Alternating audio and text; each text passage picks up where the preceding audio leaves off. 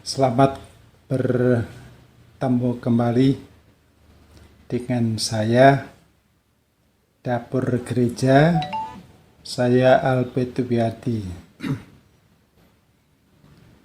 Terima kasih, kita dalam keadaan baik dan sehat, dan kita sekarang berjumpa kembali. Mungkin Anda pernah ditanyain orang, Abraham itu agamanya apa? Musa itu agamanya apa? Yesus itu agamanya apa? Dan lain sebagainya. Nah, untuk menjawab pertanyaan tersebut, kita perlu mengetahui agama itu apa sebenarnya. Orang kalau di Indonesia ada 6 agama diakui. Tapi menjadi pertanyaan, agama itu apa? Abraham, Musa, Yesus atau yang lain, nabi-nabi lain, itu tidak pernah memperkenalkan agama. Tidak pernah menawarkan agama atau menyuruh orang beragama. Tidak pernah disinggung. Tapi yang mereka singgung adalah tentang hubungan manusia dengan Allah atau dengan Tuhan. Jadi bukan agama yang mereka bicarakan, tapi hubungan pribadi manusia dengan Allahnya atau Tuhannya. Abraham begitu, Musa begitu, Yesus apalagi. Jadi yang diutamakan itu hubungan pribadi dengan Allah. Nah, kalau manusia memiliki hubungan pribadi dengan Allah, pasti dengan sendirinya orang itu menjalankan agama. Ya.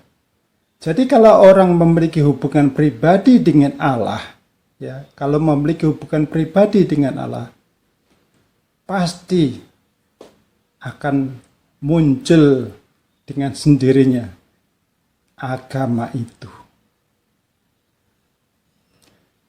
Jadi agama itu timbul sebagai akibat dari hubungan seseorang, hubungan pribadi seseorang dengan Allah.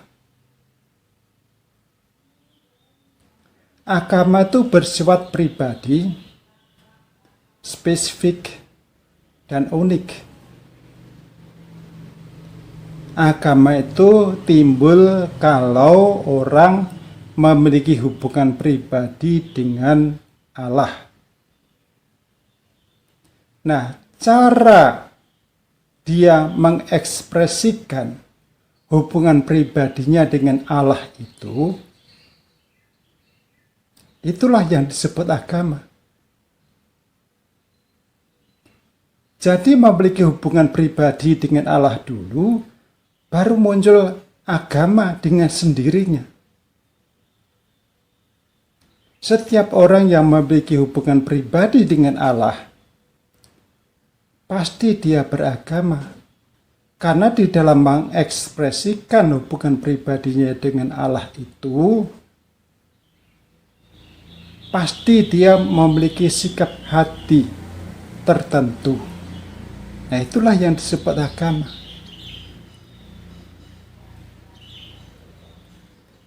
Jadi kalau ditanya tentang Abraham agamanya apa, Musa agamanya apa, Yesus agamanya apa, itu pertanyaan yang salah.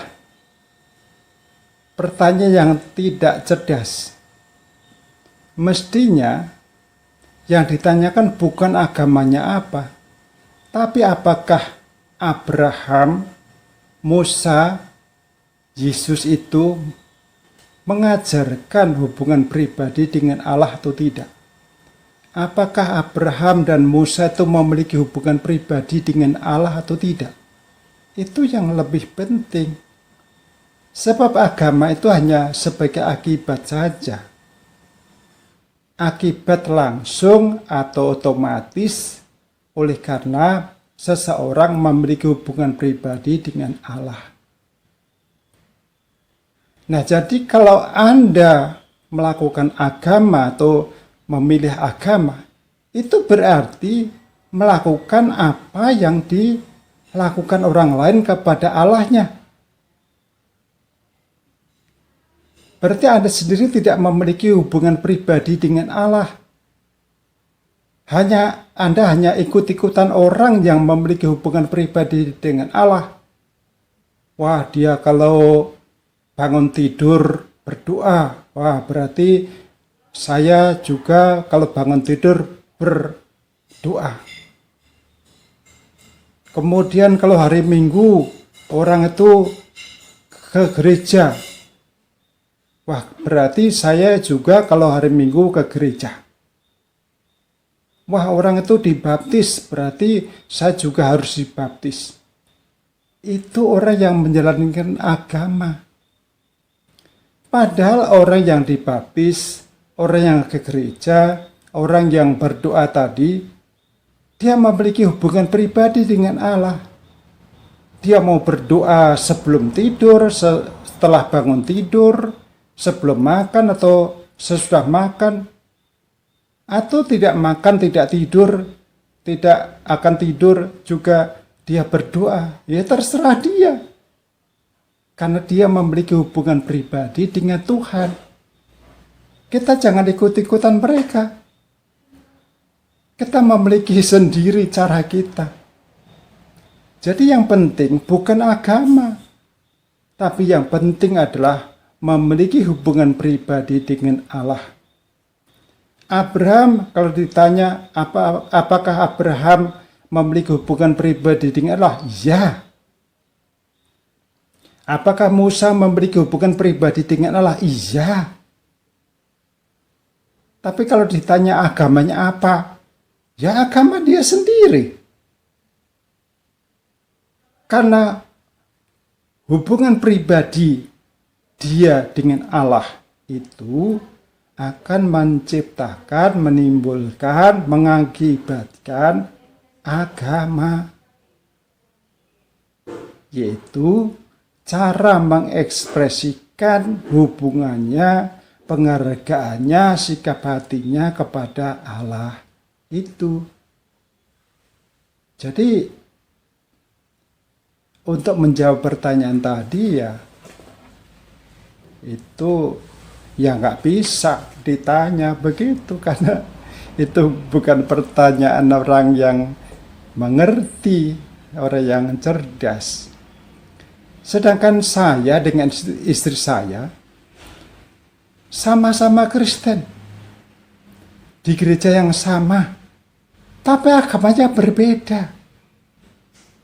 Agama saya dengan istri saya itu berbeda walaupun sama-sama Kristen di gereja yang sama, pendetanya sama. Kenapa bisa demikian? Di mana letak perbedaannya? Bisa demikian karena di dalam cara saya mengekspresikan penghargaan saya atau hubungan saya dengan Tuhan, itu berbeda dengan cara istri saya mengekspresikan hubungannya dengan Tuhan. Dan perbedaannya misalnya, kalau saya membawa persembahan kepada Tuhan, itu saya tidak mikir-mikir tentang kertas uang itu. Kalau misalnya saya memberi 100.000, asal 100.000 ya saya persembahkan kepada Tuhan. Tapi kalau istri saya berbeda. Walaupun sama-sama 100.000, istri saya akan memilih kertas yang paling bagus, yang paling baru. Itu yang dipersembahkan pada Tuhan. Kalau dia punya 10 lembar uang kertas ratusan ribu, di antara 100 itu dipilih yang paling bagus. Nah kalau bagus semua bagaimana? Ya salah satu pokoknya harus bagus. Jadi agama istri saya dengan agama saya berbeda. Saya mengekspresikan dengan yang penting 100 ribu, tapi istri saya mengekspresikan bukan hanya 100 ribu, tapi juga lembar yang kertas yang paling bagus, paling gres. Itu perbedaannya. Nah, kemudian contoh dalam Alkitab. Daniel itu di negara asing dalam pembuangan. Dia berdoa dan langit-langitnya itu dibuka mengarah kepada Yerusalem. Kenapa? Ya karena dia memiliki hubungan pribadi dengan Allah. Dan waktu itu orang berpikir bahwa pusat penyembahan Allah itu ada di Yerusalem, di Bait Allah. Sehingga Daniel menghadapkan diri ke Yerusalem. Lah terus jangan ditiru. Wah, berarti kalau berdoa harus menghadap ke Yerusalem. Jangan ditiru. Itu adalah ekspresi hubungan pribadi Daniel dengan Tuhannya. Kalau kita misalnya menghadap ke Yerusalem, ya kalau kita nggak punya hubungan pribadi dengan Allah, ya untuk apa, buat apa menghadap ke Yerusalem? Tidak ada artinya, tidak ada gunanya. Jadi yang lebih penting itu hubungan pribadinya, bukan agamanya. Itu yang penting dalam kehidupan kita, yaitu memiliki hubungan pribadi dengan Allah. Dan Yesus datang itu untuk memberitahu manusia bagaimana cara menjalin hubungan pribadi dengan Allah. Bagaimana cara memiliki hubungan pribadi dengan Allah, yaitu dengan percaya Yesus. Karena Yesus datang dari Allah, Yesus datang dari surga, dan dia memberitahu manusia dan sehingga dikatakan barang siapa percaya kepadanya, kepada Yesus, diberi hidup yang kekal. Jadi orang itu harus untuk bisa memiliki hubungan pribadi dengan Allah, ya melalui Yesus itu. Dan Yesus akan memberi hidup yang kekal. Tidak ada nabi yang lain, siapapun juga tidak ada di kolong langit ini, tidak ada yang bisa memberi hidup yang kekal, hanya Yesus. Nabi siapapun tidak bisa, tidak ada yang mengatakan saya akan beri kamu hidup yang kekal. Tidak, hanya Yesus. Dan Allah berkata, barang siapa percaya kepada Dia akan diberi hidup yang kekal. Dia tidak binasa tapi diberi hidup yang kekal. Jadi hanya Yesus, melalui Yesus. Nah, hidup yang kekal itu nantinya syarat untuk bisa hidup di surga. Nah, kalau Anda nggak punya hidup yang kekal, tapi Anda berharap masuk surga, bahasa Jawa tangeh lamun, tidak mungkin. Untuk bisa masuk surga itu kalau Anda memiliki hidup yang kekal. Begitu. Nah, hidup yang kekal itu diperoleh hanya melalui Yesus. Dan sebenarnya banyak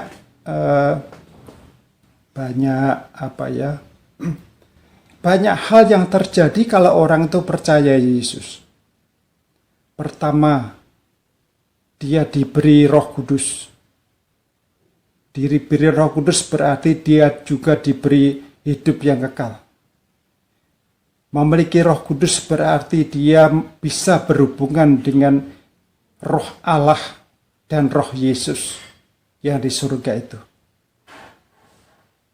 Jadi Roh Kudus itu ada dalam hati kita, dalam diri kita, manusia yang percaya kepada Yesus. Karena yang percaya kepada Yesus diberi Roh Kudus. Nah, itu mungkin nanti pokok lain ya, saya akan bicarakan itu. Tapi sekarang yang utama adalah hubungan pribadi kita dengan Tuhan. Kalau kita tidak memiliki hubungan pribadi dengan Tuhan, lah bagaimana kita bisa berdoa kepada Tuhan? Hanya orang yang memiliki hubungan pribadi dengan Tuhan, dengan Allah, yang bisa berdoa dengan Allah, dengan Tuhan, atau kepada Allah, kepada Tuhan.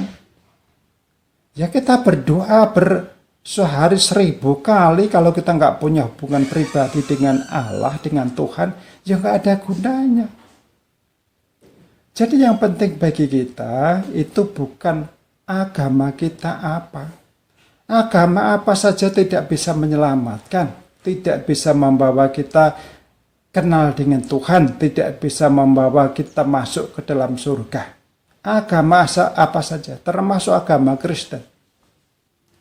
Tetapi kalau kita memiliki hubungan pribadi dengan Allah, dengan sendirinya akan muncul, akan timbul agama, dan kita akan ditolong Tuhan atau diperkenan untuk masuk dalam istananya, kerajaannya, yaitu surga. Kan surga itu udah ada pemiliknya Allah. Masa kita mau masuk sendiri? Itu rumah Allah. Ya kita harus baikkan dulu dengan Allah. Dosa-dosa kita diampuni. Kemudian kita sudah memiliki hidup yang kekal. Ya itu yang memberikan Allah melalui Yesus Kristus. Gitu. Jadi kalau ditanya Abraham agamanya apa, Musa agamanya apa, Yesus agamanya apa, ya itu pertanyaan tidak cerdas karena mereka tidak mengajarkan itu, tidak mementingkan itu, tapi yang mereka ajarkan, yang mereka pentingkan adalah hubungan pribadi dengan Allah. Nah, kalau sudah memiliki hubungan pribadi dengan Allah, maka dengan sendirinya timbul atau muncul agama. Nah, kalau orang hanya melakukan agama, itu agama siapa? Pasti dia hanya ikut-ikutan. Wah, orang berdoa menghadap Tuhan ke utara misalnya. Wah, ikut-ikutan ke utara. Wah, Tuhan ada di utara. Wah, kita kalau berdoa, menyembah Tuhan itu harus dengan cara sujud seperti Abraham, yaitu muka sampai ke tanah. Nah, terus kita ikut-ikutan. Ya. Itu hanya orang beragama itu orang yang ikut-ikutan. Tapi hatinya tidak mengenal Tuhan. Maka Yesaya berkata, bangsa ini, umat ini hanya memuliakan Tuhan dengan bibirnya, tapi hatinya jauh dari Tuhan, jauh dari Allah. Nah, kita jangan menjadi orang yang beragama, tapi jadilah orang yang memiliki hubungan pribadi dengan Allah. Terima kasih ya, Tuhan memberkati. Mudah-mudahan Anda mendapatkan penjelasan atau penjelasan saya ini dimengerti. Kalau tidak dimengerti, ya bacalah Alkitab, begitu ya. Terima kasih, Tuhan memberkati. Terima kasih. Salam.